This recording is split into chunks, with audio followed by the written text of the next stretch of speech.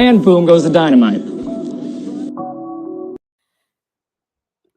Welcome once again to Daily Dive, a Monday through Friday, and the only Monday through Friday, live lacrosse talk show. Thank you so much for tuning in. For our wonderful host, Renee Washington, who, as you'll know, has been off the last 3 days, I am producer Michael Carvelis saying hello to all. We are presented by our Daily Dive store, found on the link tree in our social media bios. Get beanies, hoodies, you name it. Support the only Monday through Friday live lacrosse talk show. On today's show is, of course, NLL Week 10. It is upon us. We are here and ready for it.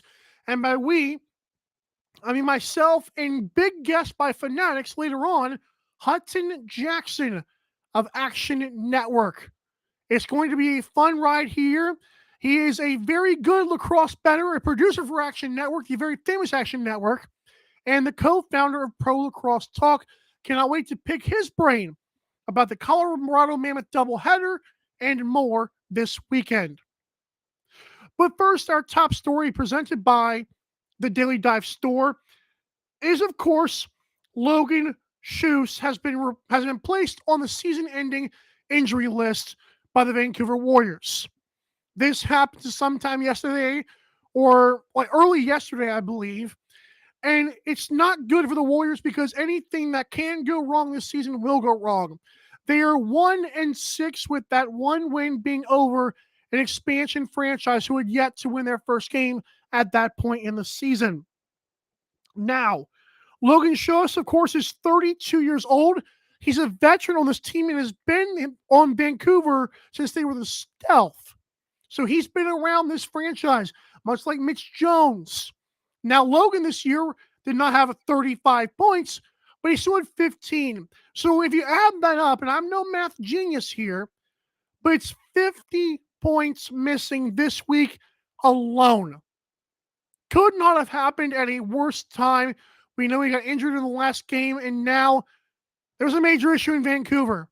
Who's going to step up? Are they going to lose every other game they play this season? Right now, it looks that way.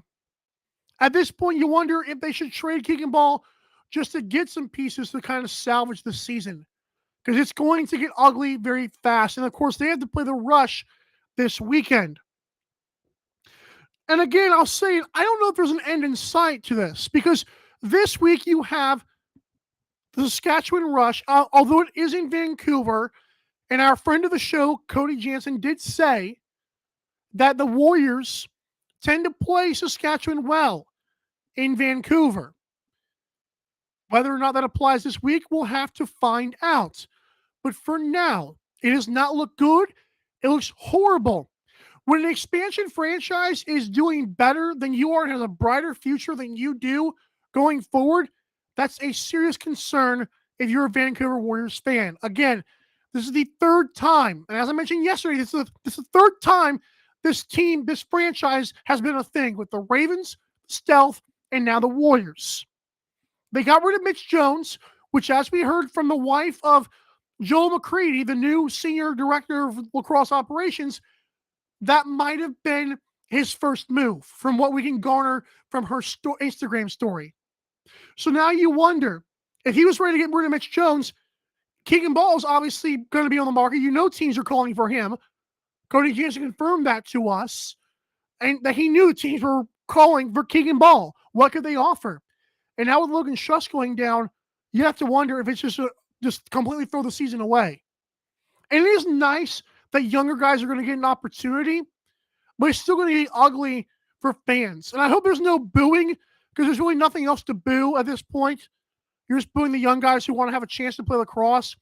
As we mentioned, there's no farm system right now.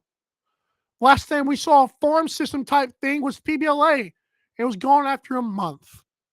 So hopefully Vancouver can get a little bit together. If they win one more game, it'll be pretty impressive, because this is not a good look. What do the Vancouver Warriors still have left on their team after Logan Schuss and Mitch Jones? Of course, Logan to the IL. Adam Charlamides, great name, by the way. Kyle Killen, Sean Evans, only labeled the dirtiest player in the NLL by his peers, but in a respectful way. And of course, Keegan Ball. We'll have to see who's safe. As we know, March is going to pick up even more trades. We'll have to see. One more thing I'll get to before we turn it over to our guest segment. It's the 2-3 Albany Firewolves. They will take on the 2-4 Philadelphia Wings. Of course, the Wings just added Mitch Jones. You'd have to wonder if he's going to play this week. Firewolves, of course, looked pretty good to start the year and have kind of fallen off after losses to good teams. Doug Jameson, I believe, has played really well this year as a goaltender for Albany. One thing about this Wings team is they seem to turn the ball over more than the Firewolves do. I look at their stats, and it wasn't a very good thing. I've not been a fan of the Wings this year. Their defense has not been there. I'm not sure if the addition of Mitch Jones changes that any. So I'm going to go with the Firewolves to win 13-9. It's one of the few games I actually have a final score prediction on. But I think Albany gets the job done here. And I see them pulling away late. I really wanted the over 23.5 in this game, and I just could not find a way to do it. I feel like, the goalie for the Wings and, of course, Doug Jameson will both lock it down enough. I think we might see like 23 goals. I don't think we're going to hit 24. I went 5-1 on my bets last week. I'm not going to brag, but I just did, so you get it. But that's it for the first segment. Again, coming up next is Hutton Jackson, who knows a thing or two more than I do about lacrosse betting. We'll talk to him on the other side here on the Daily Dive. Don't go anywhere.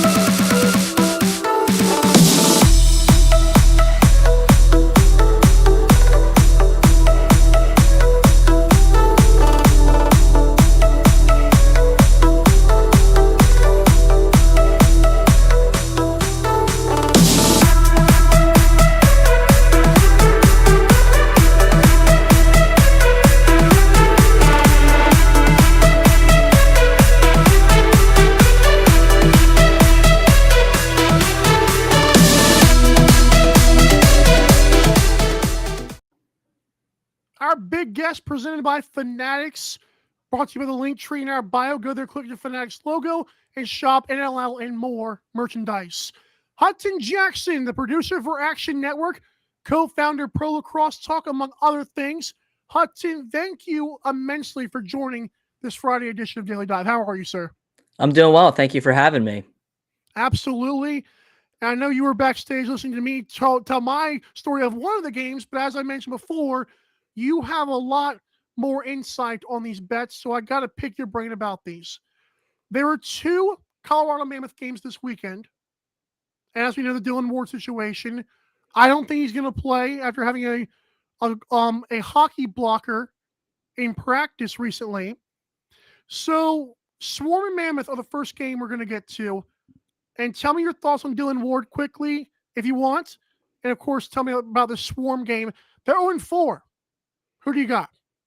Yeah, I like the Swarm in this game. I kind of was actually looking at this spot way before the Dylan Ward news, probably like 2 weeks out. It was actually after the Swarm lost to Buffalo. I don't know how many people watched that game, but I thought that game was very telling of how the Swarm can kind of change given the goaltender situation. Dobbins played really well in net. I think, he's probably going to be the starter going forward. And so to me, they were a team, okay, 0-4, not looking great to start the season, but with a different goaltender, I think they can, surprise some people. Now, I'm not going out betting a future on them or think they're potentially going to make the playoffs, but this is a great spot for them because I haven't been too high on the Mammoth, even before the Dylan Ward injury. Dylan Ward now being out definitely doesn't help them. He was their MVP last season. Probably means as much to that team as any player. Maybe, you could make a case for Ryan Lee, who's been out. But this offense, Colorado offense, just hasn't looked great. Georgia has shown that they can play fast, get up and down the floor when they kind of trust their goaltender, be a little bit more aggressive. That's kind of the style they like to play. And I just really like this spot for them. You could get them plus 1.5. But I just think winning outright, there's a chance that, there's a better chance that they win outright and cover than them just losing by one. So I like betting them at plus 150 at Bet365. You can probably get a plus 135, plus 140 out there if you don't have access to Bet365. But I really, really like this Swarm team against this Mammoth team. And I'm probably going to fade the Mammoth in their second game of the weekend too, as well. Not just because of the Dylan Ward news, but historically teams do not do well in short rest. Last week we saw the Buffalo Bandits actually buck that trend, Right. winning both their games. So, it's not impossible, but historically, since we've been tracking the past 2 years and we've had betting odds, teams that are playing their second game of the weekend against a fresh team are 5-12 straight up and 4-13 against the spread. So far Ooh. this season, teams are only 1-2 straight up and 1-2 against the spread. So you saw Panther City, they lost their game in the back-to-back, failed to cover, and as well as Halifax lost their game to Toronto, failed to cover. Buffalo bucked that trend last week, but I think it's a good spot too, for a Desert Dogs team that has shown they're getting better progressively. Now we don't have the lines for that. So I'm hoping we get a Vegas plus 1.5, maybe even a Vegas plus 2.5. We'll see what that shakes up, but I'm going to be kind of looking at them as well. Kind of fading the Mammoth in a back-to-back as well. I think I did find it at 1.5, and then the total at 24.5 for that Desert Dogs game. I forgot where that was. I think it was maybe about at Caesars, maybe. Okay. I did find that. As for the Swarm, I agree with you. I think they are probably the best, although they have like the goalie situation, which you said like he's going to probably start going forward after a good show against the Bandits. I had the Swarm money line as well, so I'm happy to be on the side of things. I found them at plus 135, as you said, 1.5 would be even better. And like one goal games. I mean, what are we going to do here? Just take the money. And to me too, I think, it's a little bit about managing risk. Now, certain people bet different ways. The way I bet is I bet to win a unit. So if if the spread is, or if the juice is minus 130, I'm going to bet 1.3 units to try to win 1 unit.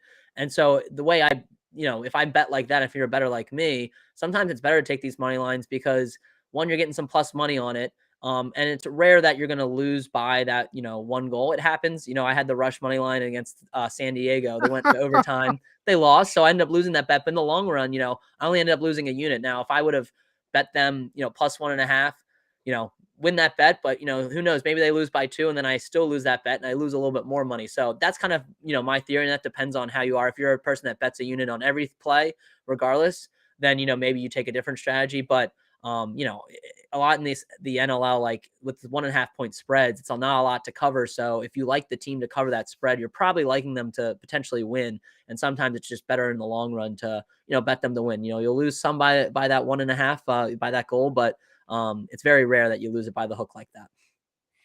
I love that you mentioned that because I will be honest, I feel like I'm almost cheating the system right now. I feel like in 5 or 10 years, if this finally does take off, I have a feeling we're going to be on the right side of history. It's going to be a lot harder because like NFL and NBA and stuff like that, it's so hard to handicap those games. So you made a great point about that hook.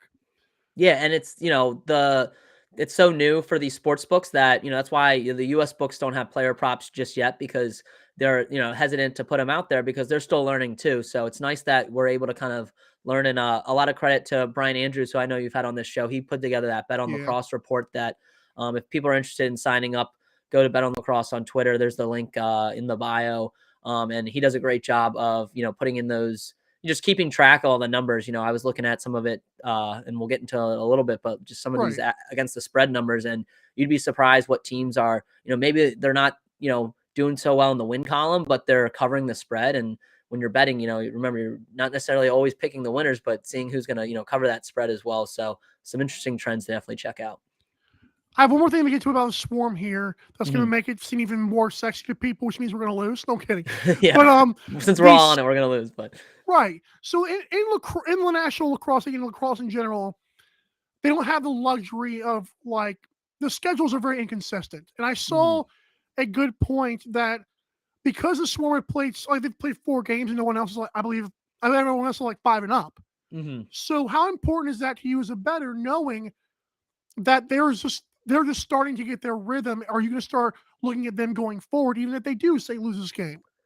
I think it's still just picking your spot and finding value where, There's not necessarily like where the books aren't finding value, and Right. sometimes, I don't know how the sports books set these lines, but a lot of it probably is based on, win records, looking at previous games. But, as we know, in some of these games, teams can run away with it. So if a team beats a Yep. team by 7, was it really that big of a difference if they beat them by 7 or by 2? Or, like it, as even as bettors, we kind of look at things and we can kind of have our own biases. So I like looking at some advanced analytics. I know Ty Mero and Cooper Perkins put Love out that a lot of stuff. great resources. Yeah. So like looking at that type of stuff that kind of tells the whole picture, because even me, I don't get to watch a lot of these games live. I try to watch as much as possible, but sometimes I go Right. back and watch the replays. And when I'm watching the replays, I know the final score. So in my head, I'm trying to justify, probably, as I'm watching, like, okay, I know the Thunderbirds are going to win this game. So I'm, unconsciously kind of seeing things that, make me like them. So that's also important to kind of take your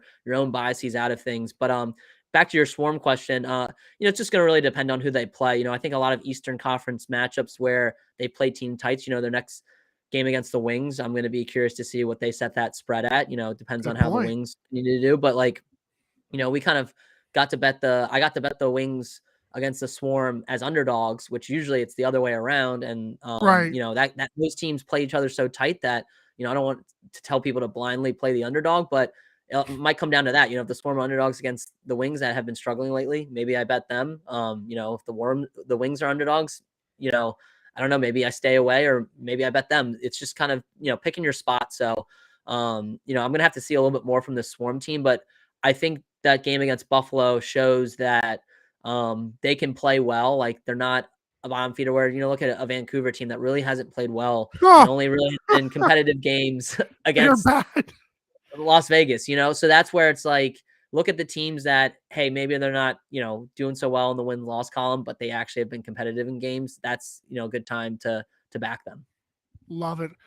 Christian Del Bianco, one of the really good goalies in the NLL, with so many good goalies, against Warren Hill of the Thunderbirds, who shut down the Nighthawks last week. And now, granted, I picked the I picked the Roughnecks myself here. I want to know what your take is. It's 1.5 for our line right here, and 24.5 as the total. What you got, man? And Roughnecks are plus 1.5, if that means anything to you, Yeah, for money line. I like the Roughnecks in this game to cover the spread. I would look at them on the money line as well, but the number out there that I see is plus 1.5. I believe it's on Caesars at plus 105. So I like them at plus 1.5 regardless of what the juice you get. But definitely, Right. I always recommend people line shop if you have access to other sports books, and just make sure you're laying as little as possible to win a bet. But this Roughnecks team has been competitive in almost all their games. They're 5-1 against the spread. Their only against the spread loss was against the Seals, which was a shootout in their first game. As we saw, they ended up beating the Seals in that second matchup. That was another game where I, kind of picked my spot on there. I'm like, all right, I like the Roughnecks to get it done, and I bet them on the money line. I thought they were going to keep it close, and it worked out for me. Just given the Seals' goaltending issues, which I think they're kind of resolving now with Origlieri. But I see that, I yeah. I like the Roughnecks in this spot just because the number. Like I said, they played teams competitive. I'd argue Toronto is maybe the top team in the East. You can, make a case for Nick Halifax. You make a case Rose. for Rochester. Yeah, but they played them really tight last week. Had a chance to win in overtime. Fell short, but I think it's gonna be another close one against Halifax. If you like them to win, maybe bet them on the money line. I think I will take the safer side this time and just bet them plus 1.5 at plus 105. But I think they're gonna keep this close. And we could see Halifax win. I just think it's going to be a tight game, and I like betting the Roughnecks in this one. Like I said, they've managed to cover in almost every game that they've played. So even if they end up losing this game, if you get to overtime with Roughnecks Halifax and you have a Roughnecks plus 1.5, you've already won your bet. So Amen. we'll see. How's my under 24.5 looking for that one? So total, I actually this is one where I probably wouldn't play it at 24.5. I kind of like the over 23.5, which Okay. is a 23.5 floating out there. I'm not crazy about it. I want to do a little bit more research before I decide on it. But I just feel like we've seen how good Del Bianco and Warren Hill can be. So I think knowing that, like, okay, maybe you think it might go under, but these offenses play really fast. Halifax, obviously, we Yeah. know the offensive prowess they have. And while Calgary hasn't been an offensive juggernaut this season, they play really fast going up and down the floor. And I think we're going to see a similar game to last week with Halifax and Mm. Rochester, where they're going to push it a lot in transition. And Halifax gives up a lot of transition too. So I think that's kind of what we're going to see. You know, it doesn't mean the total is going to go over, but I do think they're going to play fast. And this is one where, you know, knowing that it's going to be close, there's probably going to be a lot of goals when you get into some of these games where a team runs away with it. They start to slow the pace down a little bit in the second half. But this is one where I think we're going to see a lot of goals despite the goaltender matchup. And I'd lean to over 23.5, but probably wouldn't play it at 24.5. You know, that 24.5 is already high. 23.5 Right. is a little bit on the higher side too. So that's where I lean, but not as strong as my play on Calgary. 24.5. I think we're gonna be like tied at 12. And then like we're gonna get like a Halifax winning. You get your +1.5. I get my over, I That would be great. guess. Yeah, we would love that. Yeah, and you know what? Sometimes you win by the hook, you lose by the hook. There was a few spots that I loved Albany in the past couple weeks, and they end up losing by the hook. The game slightly went over. And then last week, miracle over for the Halifax Rochester. As great as that game was, that looked like the under was going to hit for a long Oh time. And then yeah. Max Wilson had that penalty shot to push it over. So I was definitely celebrating that. So I'm hoping, you know, that was some good luck last week. Might have some bad luck this week, you know, just given the way things go. But we'll see. I do like the over in this one.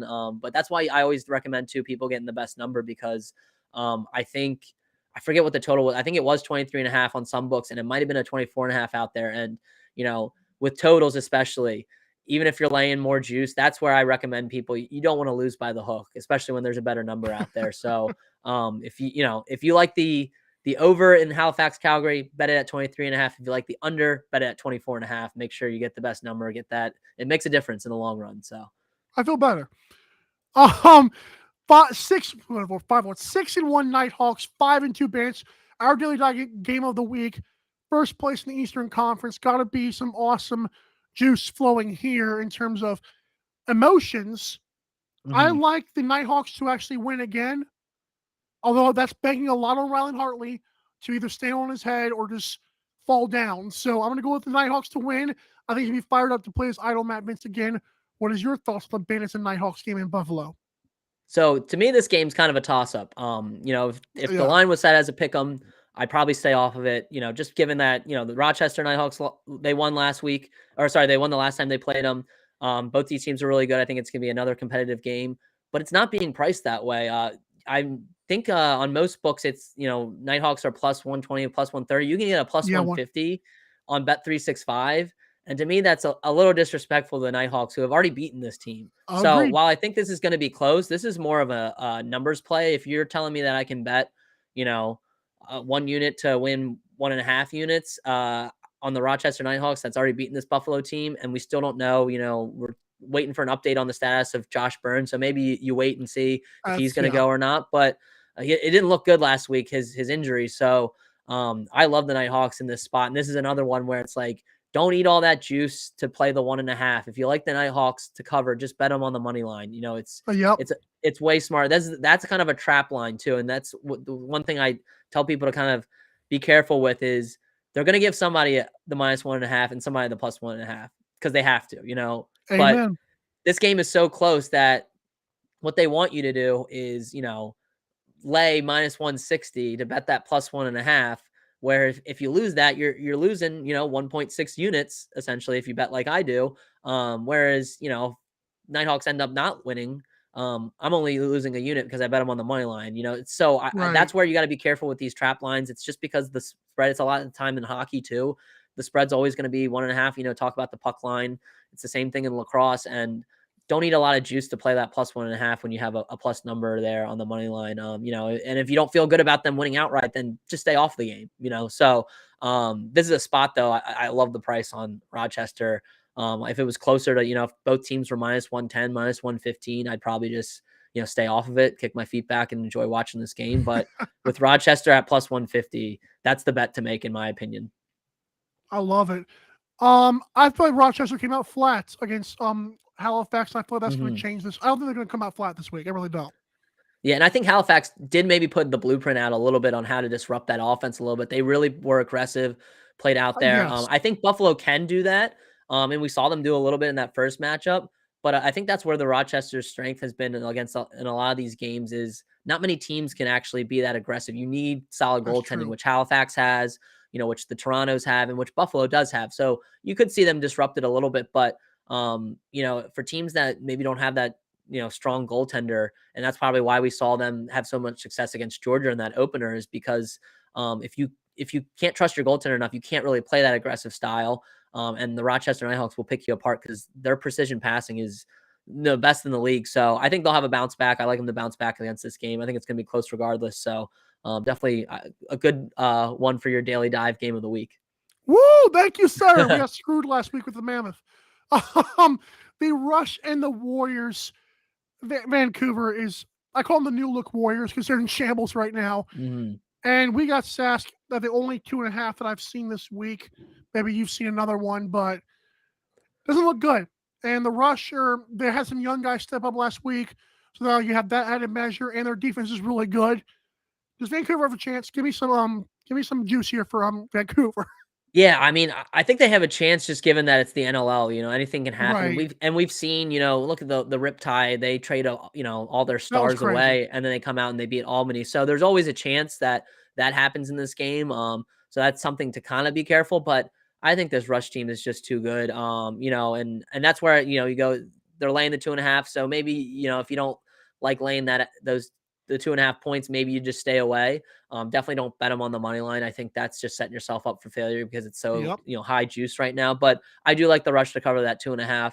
I just think offense, defense, they're just the most complete team goaltending wise. The Warriors, they're going to be out without Justin Salt, Mitch Jones now, Logan Schuss going to the IL. Aaron Bold should be an upgrade in goaltending. If he does start, I assume Agreed. that they are going to go with him since they picked him up. But the Rush know him pretty well after being teammates with him. So I just think this is a good spot to back them. And it's weird too, like, maybe if you're hesitant to bet Saskatchewan like -2.5, if you're just like it's just too many points to lay, in a West Division matchup. Some other spot to kind of look at them at is DraftKings still has them at +1,200 the last time I checked in the futures market. And I don't know That's how you insane. feel, but I think it's the Seals and the Rush at the top of the West, and then you could kind of throw Calgary in there.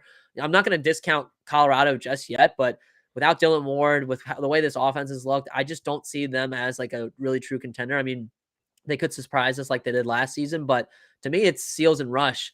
And you got the Seals at +600 and the Rush at +1,200. That's a big disparity for me. So, not too many futures that I would go tell people to go bet, but that's one that, that price, if they win this game, even against a Warriors team that they're expected to beat, I don't think, you're going to get that price for much longer. So I'm surprised that it's still out there. I know some books have moved them closer down to like +900, which is probably closer to where they should be at. But Right. if you don't want to bet this game, maybe because you're hesitant, I would maybe go out and bet a future on them and give yourself an opportunity to hedge out of that later. But I think they're going to be right up there with the Seals, throughout the season. So they're a team that I'd look at maybe betting a future on. But I do like them to cover the -2.5. And for what it's worth, the Warriors are 1-6 against the spread. So haven't been This is able as to bad cover as it that looks. spread. Yeah, and a lot of those spreads have been 2.5s. So Oh it's Lord. not even like you're getting them at a slightly better against the spread than usual. Like they just haven't been able to cover in a lot of their losses. So if you like Gross. the Rush to win, just bet them -2.5. Were you the one who tweeted out before the season that Rochester was great value because they were like +19 to 1 or something like that? I What? did, yeah. So they were That plus was you? five. Okay, I love that tweet. Yeah, so they were plus 5,000, and I'll be Cool. the first to admit I did not expect this type of season Yeah, for them so far. But to me, in a 15-team league, plus 5,000 is just too long of odds for anybody. And then if you looked at what Rochester did in the offseason, they went out and I mean the year prior they had gotten Dan Coates. They went out, they get Connor Fields in that trade. their coaches are And better. yeah, Rylan Hartley is, looking like what they expected him to be and got a full season out of him so far. So, to me, going into the season, it just kind of like, it was a crowded East. So it's like, well, who's really going to be the bottom teams? I wasn't too high on Georgia, wasn't sure how Albany's situation was going to work out. I actually was a big fan of the Wings going into the season, and that's kind of proven to be, incorrect so far. It's a lot of the same issues as last year are creeping up for them. But Yeah.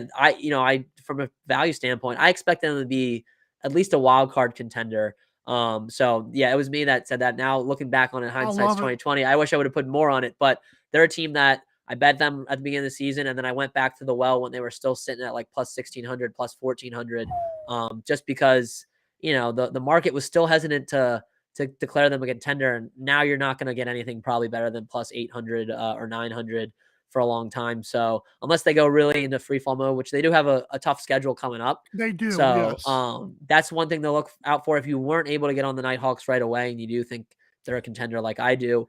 Just wait for a string of losses that aren't, concerning losses, of course, and then try to get a better price. That's also kind of the thing. You kind of play it like the stock market. You want to buy low, sell high. You don't really sell high, anything, but like Right. you buy these teams low. Like look at Saskatchewan. Like, you know, their win loss record doesn't say they're low, but their price says they're low. So buy them now because they're that low. That good price is probably not going to be there for much longer.